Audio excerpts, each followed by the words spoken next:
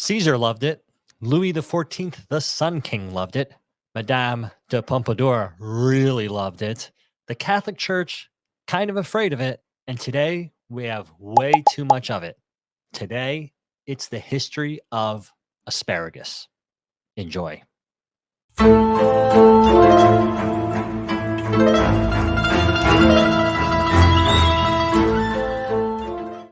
What fascinated me would be the asparagus, tinged with ultramarine and rosy pink which ran from their heads, finely stippled in mauve and azure through a series of imperceptible changes to their white feet, still stained a little by the soil of their garden bed. A rainbow loveliness that was not of this world. I felt that these celestial hues indicated the presence of exquisite creatures who had been pleased to assume vegetable form, who, through the disguise which covered their firm and edible flesh, allowed me to discern in this radiance of earliest dawn, these hinted rainbows, these blue evening shades, that precious quality which I should recognize again when all night long after a dinner at which I had partaken of them, they played lyrical and coarse in their jesting as the fairies in Shakespeare's dream at transforming my humble chamber into a bower of aromatic perfume. Hello, everybody. And that was French novelist Marcel Proust in one of his novels titled Swan's Way in 1913. And Patrick, that was quite a emotional, sensual description. Wow. I mean, that guy I'm like, loves asparagus. He does. I mean, when I first read that, I was like, wow, this is Wow. I don't think we're going to be able to beat that as an introduction to what we're going to be talking today, which is obviously the history of Asparagus. I love it, man. You like asparagus? One of my favorites, man. Love asparagus. I normally, on any given week, I would say 2 times a week, we probably buy, what are they called? Like the stalks, I guess. Batches, bundles. Bundles. Yeah. So I guess I probably buy 2 to 4 bundles a week, I would say. Wow. I'm an asparagus guy, man. I never used to be, but I've learned how to cook them. So I love asparagus. And I got a buddy who worked for a couple asparagus companies. Fun fact, everybody, asparagus in the business world of ag is also called grass. Well, actually, it's funny you mentioned that because we're going to talk about some of the terms that we're going to talk about grass. We're going to be talking about grass, asparagus, Bermuda, and well, before we already get off gear, off on another tangent. Yeah, let's dive into this because it's a rich history, and we're probably not even touching all of it, but we're gonna do this all in one episode today. Listen, so Asparagus officinalis, to use its formal name, is part of the Liliaceae family.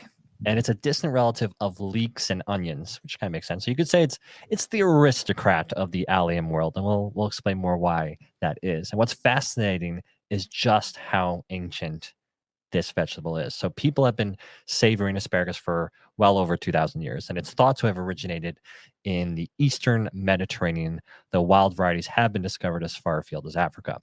And archaeologists even believe that ancient Egyptians cultivated it. So just imagine Cleopatra nibbling on a spear of asparagus. Really an image to conjure, isn't it? Don't you think, Patrick? That's a nice little scene. I like it. It's a nice little scene. Just everybody, close your eyes for a few seconds and think about it. Yeah. It's not bad. Now, let's get back to its name, right? Asparagus. It's a weird word if you really think about it, but many believe that the term sparrow grass was a product of rustic slang, later refined to the more elegant asparagus. But the truth, as ever, is somewhat more layered. So the name actually traces back to medieval Latin, where it was first known as asparagus. And over time, it morphed in late Old English to sparage, and then in Middle English to asparagus. And by the 16th century, it took on forms like sparage or sparage, but the official spelling between all that still remained asparagus, the way you spell asparagus today, to align with its Latin roots. So interestingly, this adherence to Latin gave the word a reputation for stiffness and pedantry, leading to the more colloquial sparrow grass in protest. Isn't language a marvel? It's a linguistic journey almost as layered as asparagus itself. And speaking of layers, Patrick, there are three main types of asparagus. And you probably know this depending from based on what you told me how much asparagus you buy each week. But the most common is probably all that we know, the all green variety with its tender spears and robust flavor. Then there's the white asparagus, cultivated in darkness by earthing up the tips and producing a somewhat subtler, albeit more fibrous texture. And lastly, there's a lavender tipped asparagus, which is essentially white asparagus that's been reintroduced to sunlight. It's like a culinary version of rewilding, don't you think? I saw that. Yeah, I don't know all the versions of the asparagus, so I'm learning right now. I mean, I'm just a asparagus guy that I love eating it. I don't know about it as much as we've talked about right now. No. But what does this tell us about its role in history and culture? So why don't we explore that next, Patrick? Listen, it's definitely, I would tell you, a poetic comparison, John. Okay. And I'll tell you this. I'm curious how the same plant can yield such different results depending on how it's grown, but beyond its culinary variations, asparagus has always been a symbol of refinement.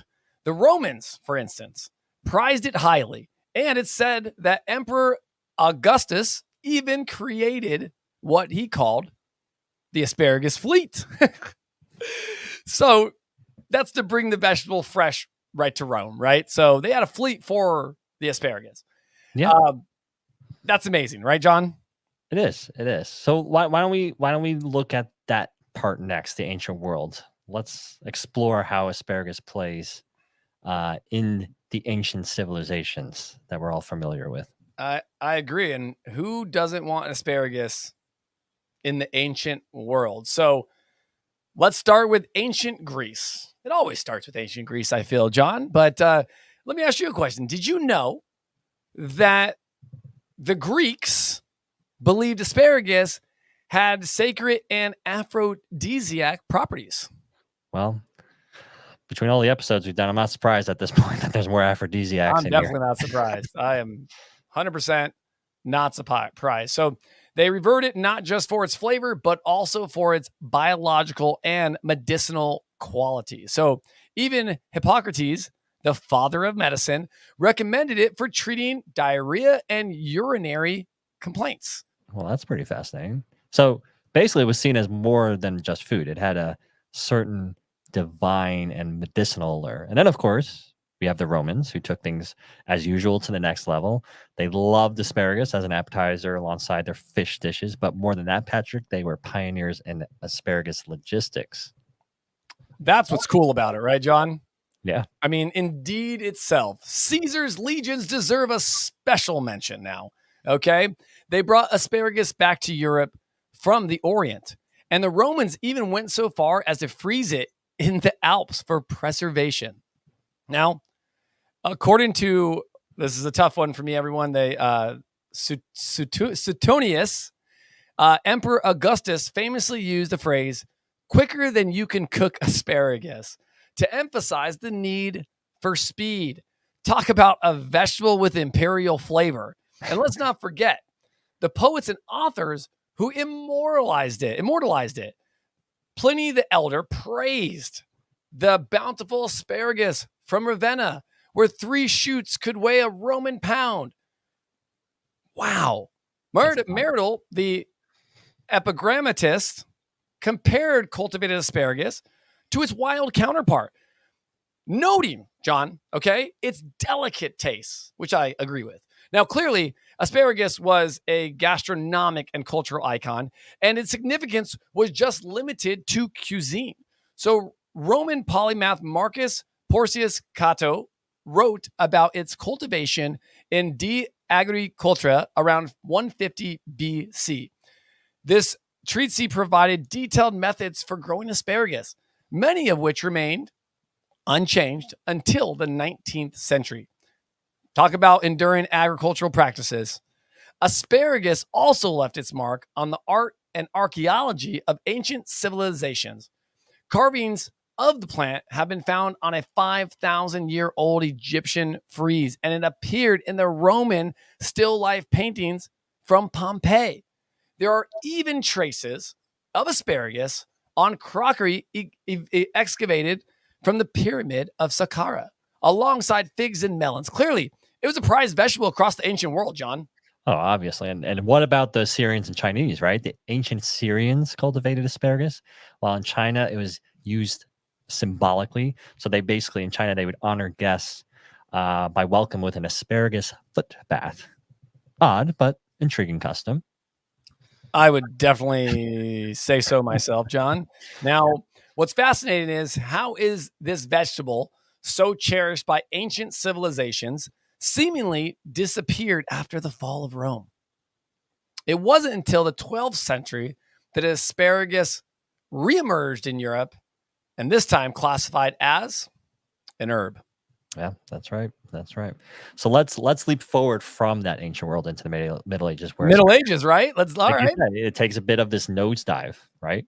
So during the Middle Ages, asparagus all but disappeared from European culinary landscape, and its cultivation as a result was largely forgotten, save for the Arabs, who fortunately kept that flame alive. And trust the Arabs to keep hold of something so valuable. Just as we've seen in other episodes, they were there to kind of pick up the pieces when Europe entered this period of darkness. And so it wasn't really until the Renaissance that asparagus reemerged in Europe. And when it did, it wasn't just food, it was a status symbol. I feel like we see so many patterns when we do these episodes, but lo and behold, asparagus is following a very comparative path to a lot of other products that we've touched on. So by the 16th century, asparagus was gracing the tables of royal and princely courts. In France, Louis XIV became particularly obsessed. He adored asparagus so much that he actually commissioned greenhouses to ensure a year-round supply. And his royal gardeners cultivated what were described as stalks the size of swan feathers. Wow. It's big. Wow. And, well, the Sun King, John, I'm going to tell you something right now. Always so understated. He even dubbed asparagus the queen of vegetables, didn't he? He did. That's pretty cool. I mean, if you're Sun King, you're going to come up with those sorts of tags for what you love, right? But it wasn't just about luxury. Asparagus was believed to have, let's say, special properties. So it was widely regarded, even again in this period, once it reemerges as an aphrodisiac. And you have Madame de Pompadour, Louis XV's famous mistress, who was said to favor asparagus for precisely this reason. Though not everybody was thrilled about its reputation as an aphrodisiac or what it stood for. So the Catholic Church, for an instance, reportedly banned asparagus from convents, fearing it might inflame the passions of the nuns. You don't want impassioned nuns in the convents. So a wise precaution perhaps by the Catholic Church, but asparagus wasn't purely for indulgence. You had herbalists of the time valuing its medicinal properties, using it as a diuretic, a laxative, and even to dissolve kidney stones. And some believed its spear-like shape held the key to its powers. And this is a nod once again to the Renaissance theory of shape analogy. That's the idea, that plants resembling a body part were thought to benefit the specific area, isn't it, John? Yeah, basically. So I don't need to really describe why somebody would have thought asparagus would fit that tag. You can use your own mind to figure that out. But Swiss physician Paracelsus championed this concept of shape analogy. And asparagus, with its elongated form, was associated with enhancing passion, which no doubt added to its allure. What does that mean for the people that don't understand that? Yeah, why don't you just? Because when I think of what you would assimilate or replicate an asparagus stalk would be me and your legs. Like we're tall, we're skinny, we're like an asparagus. Go that way, sure, why not? Okay, all right. I imagine that made it quite the conversation starter at banquets, John. Yeah, probably. Speaking of which, Did you know Casanova supposedly included asparagus in his rather legendary seduction repertoire? Well, certainly doesn't surprise me in the slightest, especially after the shape analogy concept that's being exercised during this period. And actually, but going to your banquet point, banquets featuring asparagus became really all the rage. Guests were served elaborate asparagus dishes. They were paired with delicacies like oysters, which are also considered an aphrodisiac at this point. And then, Wow. of course, let's not forget the wine to complement them. So, people, this was just aphrodisiac laden events, so it was a fun time to be alive. Um, but by the late 16th century and early 17th centuries, though, refugees from France and the Low Countries that are fleeing the religious persecution settle in England. And with them, they bring an agricultural revolution. And these were the first people really to grow root plants on a commercial scale, introducing a variety of vegetables to the English marketplace. And Battersea on the south bank of the Thames became a hub for this burgeoning trade. And Battersea was transformed by these French and Flemish market gardeners who turned this district into a patchwork of thriving vegetable plots. They played a crucial role in basically feeding London's growing population at this time. And of course, one of their most popular crops was asparagus. And it actually became so closely associated with this area that a local tavern was named the Asparagus. I think it even still exists today. And so asparagus was sold in bunches, just like you were describing at the top of the episode, Patrick. They were sold in bunches, making it more accessible to ordinary Londoners. And no longer was this just a delicacy for the elite. It began to find slowly its way into kitchens across the capital.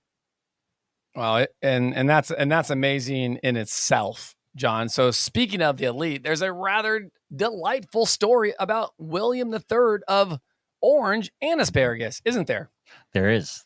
So William III is said to have introduced Jonathan Swift and William Temple to the Dutch way of eating asparagus, served with basically a sauce made of melted butter, hard-boiled eggs, and ground pepper and nutmeg. And there's our nutmeg again. So if you want to learn more about nutmeg and the English-Dutch connection there, listen to our two-part series on that. And this was quite a culinary statement. So by the 18th century, asparagus, along with other vegetables like artichokes, had shed its exclusive image and became as common in English households as cauliflower and cabbages. Really a remarkable transformation in the availability of this vegetable. But Patrick, this isn't just a story of gastronomy. I'm probably going to slaughter this French town name, but I'm going to try anyway. Argenteuil, a suburb of Paris famous for its asparagus, also became a retreat for Impressionist painters. So you have actually Claude Monet, who settles there in 1871, and Edouard Manet visited him in 1874, drawing inspiration from these serene landscapes and vibrant local produce of the area. Wow. John, as I always say, always something, right? And obviously, if it's drawing inspiration from that vibrant local produce, Monet wasn't just inspired by the scenery, was he? He had a fascination with Flemish and Dutch still life painting, a tradition that often gave humble vegetables like asparagus a starring role.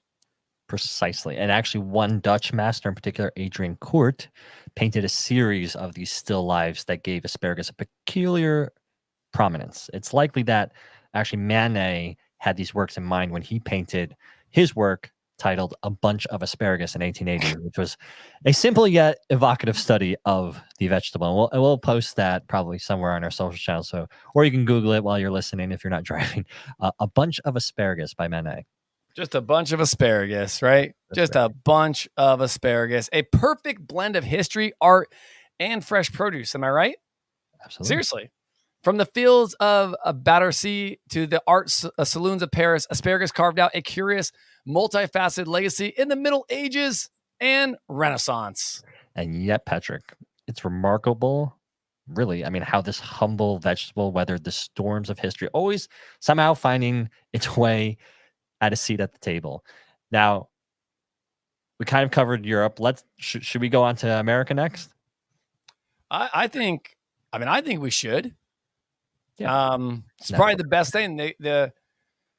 I would say the curious case of asparagus and the odorous of urine too, right, John?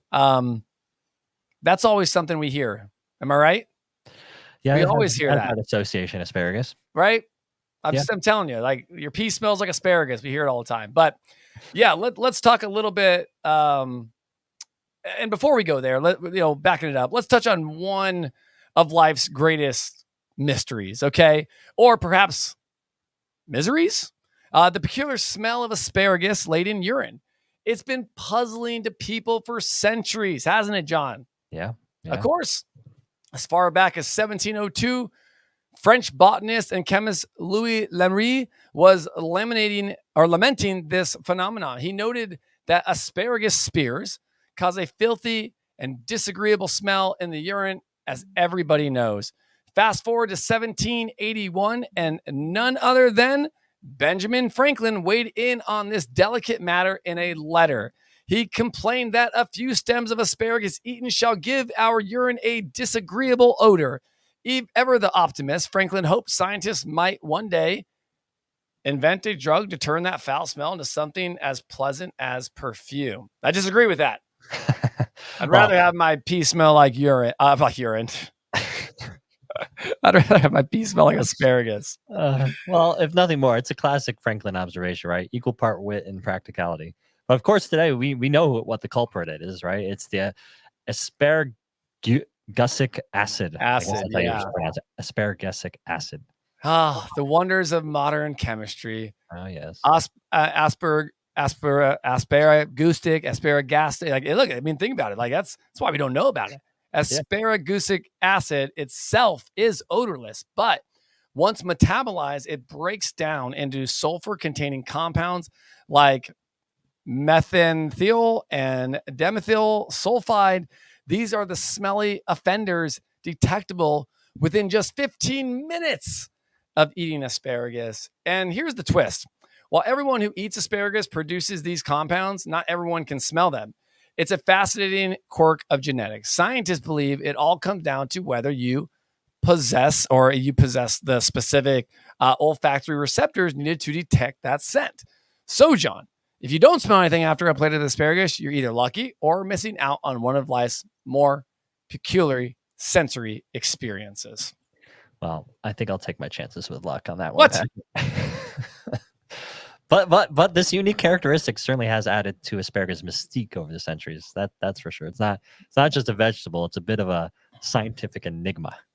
I mean, an enigma that's been delighting or tormenting, dinners since at least the 18th century, and who knows, right? Like maybe one day Franklin's dream of asparagus scented perfume will come true. Well, I hope not. One can only. Well, I will say one can only hope. But right, let's take a quick break here to catch our breath or our sense of smell, depending on where you are. And when we return, we'll head to America. We'll be right back.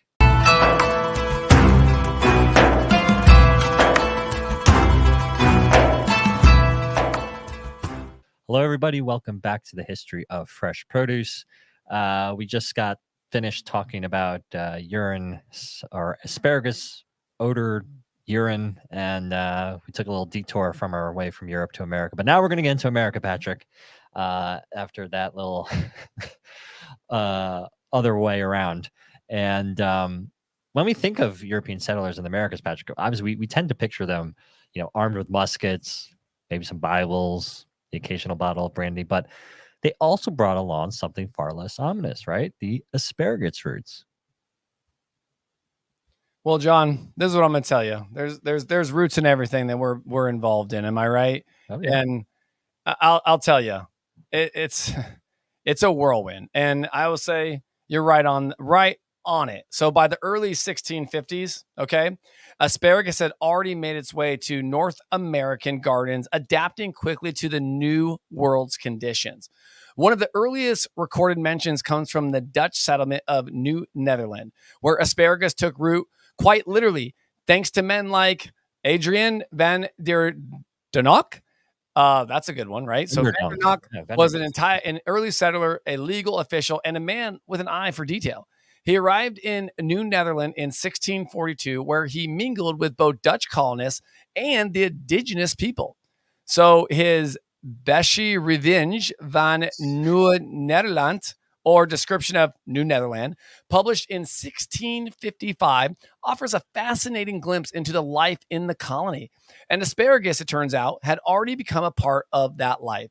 Vanderdonk recorded its cultivation in local herb gardens alongside other crops, but brought all from Europe. His account not only documented farming practices, but also encouraged others to join him in developing the colony, John. So asparagus, like the Dutch settlers themselves, had a transatlantic story. And Van der Donck influence extended beyond farming. His estate north of Manhattan earned him the title of Jonkheer, which eventually evolved in the name of Yonkers. The Dutch weren't alone in their love for asparagus, though. English settlers also embraced it. William Penn, the founder of Pennsylvania, noted its success in his colony as early as 1685. And here's the twist, John. Penn had visited the Netherlands in 1677, where he likely encountered Dutch asparagus cultivation firsthand. A lovely connection. Don't you think, John? Oh, yeah. So by the 19th century, asparagus had moved beyond the herb garden and into the commercial market. It found a home in California and the Midwest, where the climate was perfect for large-scale cultivation. And soon it became a staple of springtime American cuisine. Asparagus recipes appeared in cookbooks like Fanny Farmer's Boston Cooking School book in 1896. Whether served on toast, in soups, or drenched in hollandaise sauce, asparagus cemented its place on American tables. But here's the thing, John. Asparagus just wasn't another vegetable, okay? It was a marker of the seasons. Its short growing period meant that, like the first sweet corn of summer or pumpkins in autumn, it was eagerly anticipated. Depending on where you lived, asparagus season ran from early March in California to early May in Michigan, which remains the top domestic producers to this day. Yeah, it's really extraordinary how this once European vegetable became such a beloved part of American culture. And we've seen that obviously with a few other crops, but here it is again with the asparagus. And it's just a perfect example of how food connects us to our environment, our history, and ultimately our shared experience of time itself, right? And that, John, is the beauty of asparagus, a humble stock with rich history. That's right. That's right. But let's turn our attention back to Europe, right? So there's more going on that side of the world, and more specifically Germany, who has a particular love affair with asparagus. Oh, yeah. And so listening to everything we've talked about, asparagus may still seem like a simple vegetable at the end of the day, but in Germany, it is so much more. And it's known as the Königliche Gemüse, or royal vegetable. And this love affair isn't recent, Patrick. This goes back centuries. So let's tell that story. So as early as 1565, asparagus, or Spargel, I say Spargel, made its debut in a German prince's pleasure garden, cataloged as, quote, delightful fare for lovers of food, end quote. And at that time, it was basically a delicacy reserved exclusively for nobility. So imagine gilded banquet tables, silver cutlery designed specifically for this slender stalk. It was just the ultimate status symbol.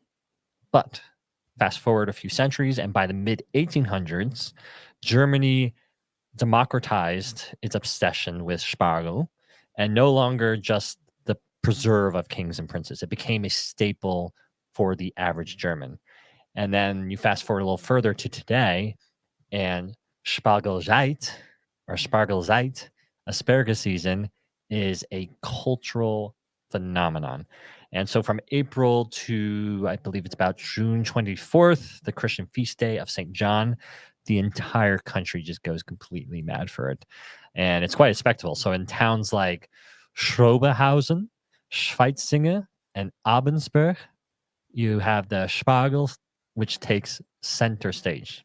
And what I mean by that is that restaurants just completely revamped their menus to showcase asparagus in every conceivable dish. There are asparagus tours, there are asparagus competitions, and Patrick, there's even the crowning of an asparagus king or queen, based rather whimsically on the size of their stalk. And let's not forget about Schweitzinger's famous statue of the Spargelfrauen. And that's a statue honoring the women who toil in the fields during this brief but intense harvest. And it really is a community effort. It's deeply tied to the land and this tradition in Germany. Yet Germany's history with Spargel hasn't always been smooth. And making an appearance, the not so much friends of the show, the Nazis, ever pragmatic, deemed the asparagus to be too labor intensive for its caloric return. So in World War II, the young women of the Brunt Deutsche Mädel, who once picked Spargel, were reassigned to munition factories. And after the war in East Germany, communist policies prioritized staple crops like wheat, potatoes over these what they considered luxury vegetables. But Spargel was resilient. It was didn't give up. So even under communist rule, it endured in these home gardens. And so you have these enthusiasts that would barter, sell, and occasionally even smuggle the asparagus into West Berlin. And so when reunification came in 1990, Western Spargel farmers ventured east to reclaim this beloved crop, restoring its rightful place in the soil. And so it's not just the history, right? It's the taste that has solidified its status. You know, the story is one thing, but if it's not tasting good and it's not enjoyable to eat, there's no real point in keeping going. But so the German Spargel is a variety of a white asparagus. And as we kind of mentioned at the beginning of the show, this asparagus is grown underground to prevent chlorophyll from turning green. So to the untrained eye, it might resemble this limp larvae, but Germans call it white gold. And this Spargel, it's thicker, it's fibrous, and when boiled just right, subtly sweet. And it's an entirely different experience from its green cousin. I can't say firsthand, that I've had this, but this is what I've read. And so it's a delicacy, and it's one that Germans pay really dearly for, sometimes more per kilo than meat. Okay, just wrap your head around that one for a second. And it's a reminder of how food traditions, no matter the upheavals of history, remain deeply rooted in one's culture. So whether it's at banquets in 16th century castles or on modern German dinner tables, asparagus has always held a certain regal charm. And Spargelzeit is not just about eating, it's about celebrating heritage, resilience, and quite simply the joy of good food. It's truly the Königliche Gemüse, right? That term that the Germans give this fruit or this vegetable. But Patrick, turning our heads back to asparagus in America, what is asparagus today? Because obviously you're one that buys a lot of asparagus every week. I know I see a lot of it in stores today, but from what I understand, being within the industry, a lot of it actually comes outside the country. So let's explore asparagus in America and why we see so much of it coming outside of America. Yeah, so true. And I always laugh because people always want to say they want their food to be in the United States, which is totally true. We definitely want to support, American farmers. But, I always laugh and I always say, like, do you realize where like 70 to 80% of your asparagus comes from? And, it does. It comes from places like Chile, Peru, and, the Michigans and the Californians are very small programs, still very impactful to the supply chain for North America. But definitely, it's a small fraction and isn't even economical to grow asparagus in the United States versus the actual imports. And sometimes too, John, like the seasons counteract with each other. So NAFTA, right? So the North American Free Trade Agreement, asparagus and the war on drugs is what we're going to talk about. And John, I never thought asparagus would lead us into a discussion about trade agreements and the war on drugs, but you know what? Here we are. By the late 20th century, this humble vegetable was swept into the swirling forces of globalization. Okay? Asparagus is a case study in how modern agriculture has been reshaped by politics, economics, and international agreements. So let's start with NAFTA, the North American Free Trade Agreement, which you heard me say, which went into effect in 1994. Yes, the NAFTA. That's that notorious deal that removed tariffs and encouraged free trade between the U.S., Canada, Yep. Mexico, and really, like you said, for agriculture, it was revolutionary. It really changed Absolutely. the landscape. Absolutely, John. It allowed for a flood of imported goods. Okay. And guess what that was? Including asparagus. Yeah. So back in 1970, he say back in 1970, like we're going back to like 150 BC. We're like back in 1970. In 1970, the U.S. barely imported any asparagus at all. But by 1999, annual imports had soared to over 150 million pounds. By 2010, that number had doubled again, with more asparagus in supermarkets and now available year-round. More people ate more asparagus. By the mid-1900s, the United States had become the world's largest importer of asparagus, and by 2007, it was importing more than next 5 largest importing countries combined. While domestic production of fresh asparagus has gone down, and U.S. asparagus exports plummeted. And all this asparagus, where was it coming from? Largely from 2 places, Mexico and Peru.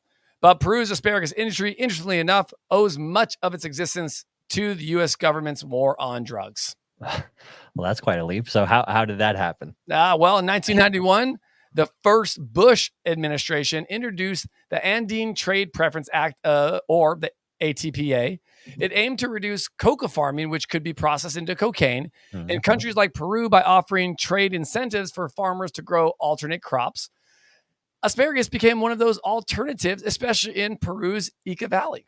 The Ica Valley. Okay, so that Ica Valley, which for those that are listening and not know, it's actually one of the driest places on Earth. And I believe they receive something like an average of 0.02 inches of rain per year, so not much.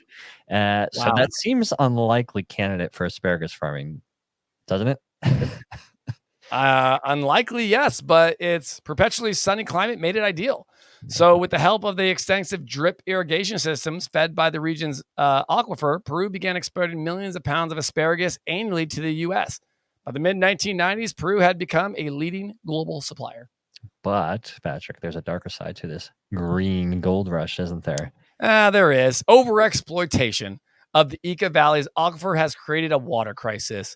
While agribusinesses thrived, local communities often struggled to access basic water, though, for drinking and sanitation.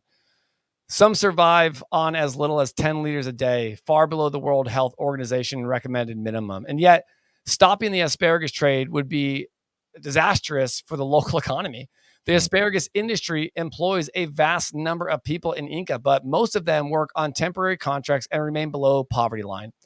The ecological and social costs are just, honestly, John, they're just staggering.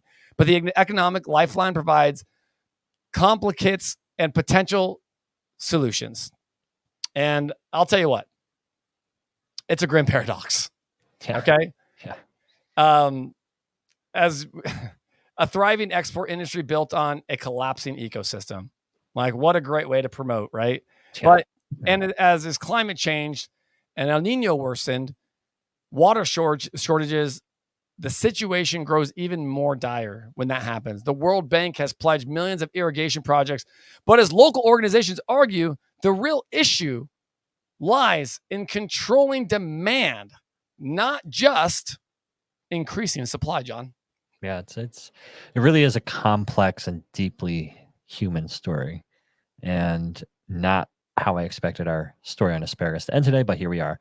But it just shows you again this, this just how significant that trade agreement had in this case on asparagus, and how in Ica they're kind of just trapped in this cycle and they can't get out, and it's long term something's going to have to give, because either water is going to run out or or trade agreements are going to change. Who knows? But it's complicated, and yeah, it really rounds off that full story of asparagus up to today. You really have everything. You have we had some love in there, we had some comedy, we had some drama, some sex.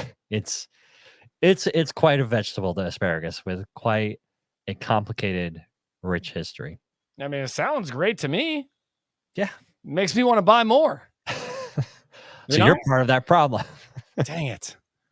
And listen, my pee does smell like asparagus, but I will tell you, if you look at those sensual senses and the sensations that come with that, right? Mm-hmm. I will tell you, some people don't smell it at all, like they said. So like I've literally been like, oh my gosh, and like my pee smells like asparagus. And then you have someone like my daughter, they're like, I don't smell anything. Yeah. Right. So your senses, again, even we laugh about this because, I talk about this all the time. You might be able to smell someone else's smell, right? Mm-hmm. Yep. Whether it's pee or something else, right? Yep. But sometimes you can't. Yeah. So I love that they talked about that's that sensation. You might not have it. So when you walk out of the bathroom and you're like, whoa, that person might have never even smelled that same smell that you smelled, because each of our, I would say our chemical and our how we are wired will let us know that, right? Yeah. Well, I have a terrible sense of smell, so I will not smell anything. Which I smell it all. Listen, I can smell your baby going in its diaper from New York. Okay. Well, like I could be like, John, you changing the kid today? You enjoy that superpower. I don't. It is a superpower I've had with all my kids. I could be in the bedroom and be like, I think someone crapped herself. On that note, that is going to conclude our history of the asparagus today.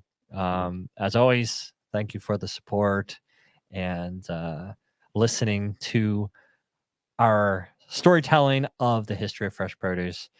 And until next time, you can decide to become a member of the History of Fresh Produce Club. Yes, if you're not a member already.